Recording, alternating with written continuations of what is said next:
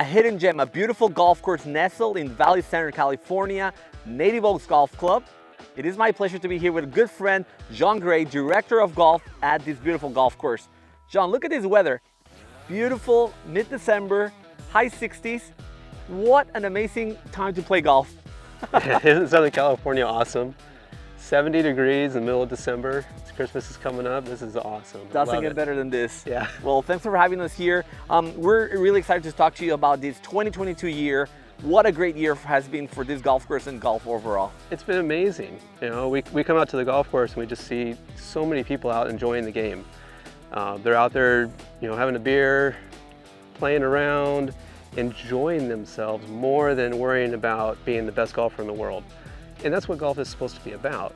You know, we come out and personally, I get to do all the junior programs, so I've seen a lot of kids coming out. My junior programs are more kids than I had last year, so that's great. And again, they're out here to enjoy what the game can offer, right? Not all of them are out to beat their buddies all the time. Some do. some are more competitive than others, but definitely growing the game and having new faces come out here and joining junior programs, especially when you're seeing new faces on the young age. I think that's, you know, it's such a great indicator that golf is still heading on the right direction. Yeah, no, I agree. We need the younger kids to play. We need the young adults to play. And the more that we can engage them and provide what they're looking for to enjoy the day, right? It's not what it used to be. They want to listen to their music, have some drinks, and play a 4.5 hour round of golf. And that's great, yeah. Right? That's what golf should have been forever. And that's what we're seeing a lot of right now. For the people that are not too familiar with Native Oaks Golf Club, you know, this hidden gem out here in Valley Center, walk us through some of the highlights. What's what makes this course special and keeps you happy to be out here? I think one of the things is that the two nines are so different, right? So you get to play 18 holes of golf. It's almost like you're seeing two different golf courses. And I think that's sort of unique to a golf course, especially in Southern California. You get to play the front nine, it's fairly open. Yep. You go in the back and there's just oak trees and sycamore trees galore. Personally, I love that, right? 100%. I love the fact you get to go back into the back nine. You get on hole 14. I'm sure you have your favorite hole. That's my favorite hole. We have a few. You know, it's just tree lined and yeah. it's a gorgeous place to play. You get to look down the valley, yep. And just, you know, have a serene experience without the ocean. 100%. Conditions of play, I mean, they've been fantastic. Obviously, since the new rebranding, since Troon took over, huge shout out to the ownership that reinvests so much into this golf course, and it shows. For everybody that knows about golf, this is not cheap. You know, to keep the grass growing, to keep it nice, it's not easy, but there's such a big support from ownership and from Troon that makes this place so special.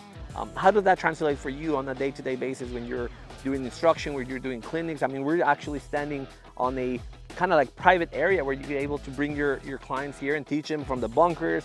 It's a special place. Yeah, you know, the ownership, I think, gives us a lot of autonomy, right? They say this is what you have to work within, but then go do it. And we get to make the decisions of what we're going to do at the golf course, where we're going to put the money, and how we're going to invest that. And I think that's amazing. There are a lot of owners who don't think that way, right? And they brought in Troon, yeah. OB Sports and Troon, to be the management company for a reason, because they're very well known for having good properties. And you know, they gave them what they asked for, which is amazing. And now we're putting it into the course, right? Being able to bring in a superintendent who knows what he's doing is great, but one, you have to be able to pay him. Right. So they've allowed us to do that, but then you have to give them the money to actually do the overseed and take care of the greens. This practice green 2 years ago was half dirt, wow. And now it's almost as good as the greens on the course. Oh, I mean, yeah. I mean, and it's just a practice green. Right. that speaks, you know, volumes of how that course is. Now, walking into, you know, we're finishing out 22, going into 2023. Share with us what are some of the plans or some of the, you know, groups that you're kind of planning, or some of the programs that are coming in 2023 here at Native Oaks. Yeah, I'll start from the junior programs because that's what I do the most of. But in 23, I'm going to have two PGA junior leagues. I'm going to have summer camps. I'm going to be introducing like weekly clinics with the kids, or if you want to call it like a class instead of a clinic. Yeah. But I'm going to be introducing some of that.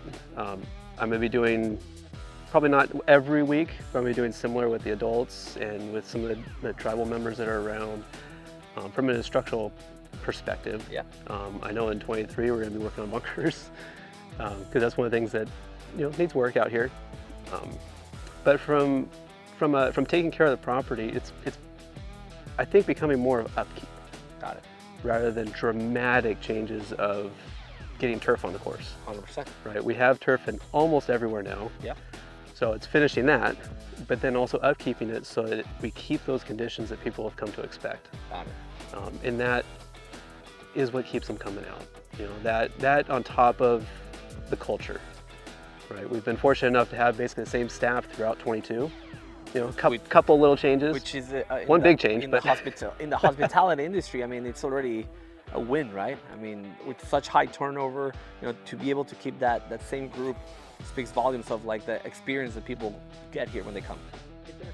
Right, people will come out, and half my staff knows 3/4 of the people that come out, so we get to have a better interaction with them, a more personal interaction with them.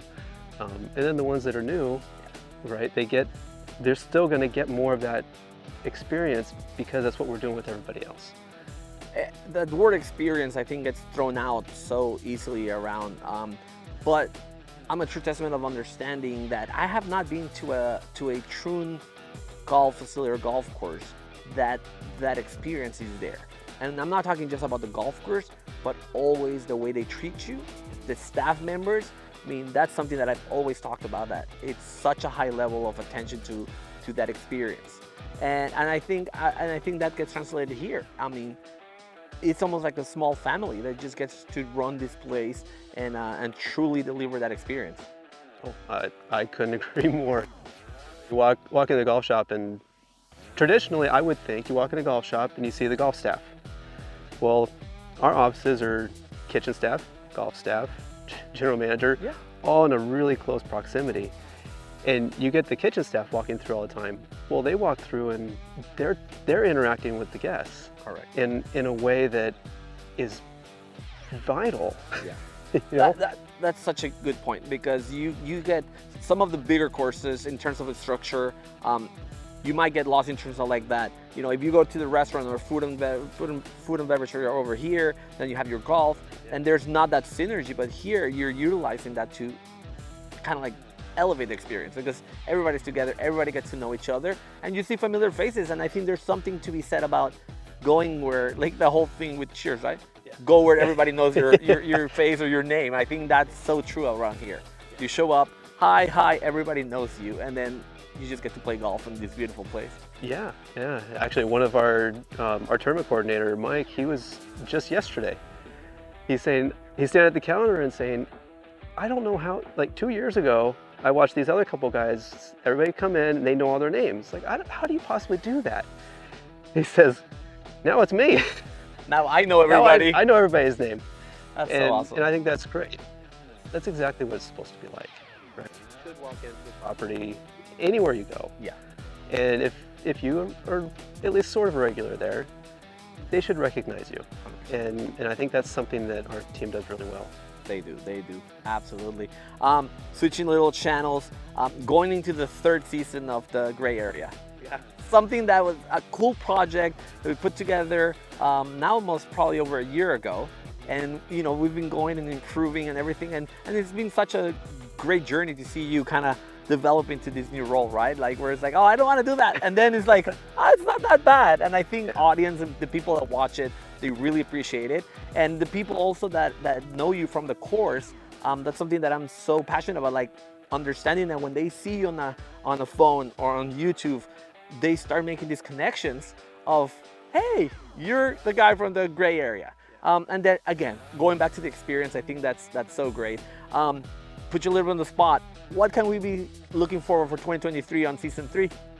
Yeah, I think obviously within golf, there's only so much you can do. 100%. However, I do want to continue to do projects where we're doing more or less like groups of, I can't think of the right way to say it, But we're doing groups of projects, if you will, right? Where we did the back 9, right? We still need to do the front 9. 100%. So that's one that's coming, by the way. I'm gonna get him. I gotta get him. I had him and I lost. Yeah. So we need to go through the front 9 Yeah. and kind of talk about how we're going to play the course and the best way to approach it to help your game the most when you come out here. But also, in my opinion, my experience, the short game, right? There's a lot of things we can talk about in the full swing, 100%. but the short game is where I'm passionate. I love the short game and I love the creativity that you can do. And that's where I personally like to focus on, right? We're definitely going to focus on doing some fun shots, right? Whether it be some odd lie off this back hill that has dirt and gopher holes and stuff, because you find that on golf courses, right? You do.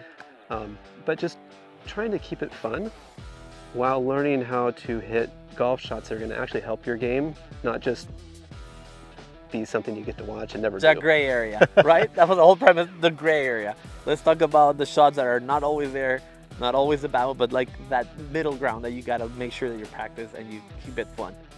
That's so good. Well, we're really excited for 2023. We're excited for the season 3 of the gray area. We cannot be more excited to come out and play like at this fantastic golf course. And we wish you the best in 2023. Obviously, we'll see you around. And that's it. Well, guys, there you have it. What a fantastic 2022. Congratulations to you and your whole team here at Native Oaks. We cannot wait out to come out and play. And I definitely invite you guys to come out, enjoy this beautiful course, the hidden gem in San Diego. John, thank you so much for your time. Thank you for coming out. And good luck in 2023. Thank you, I appreciate it.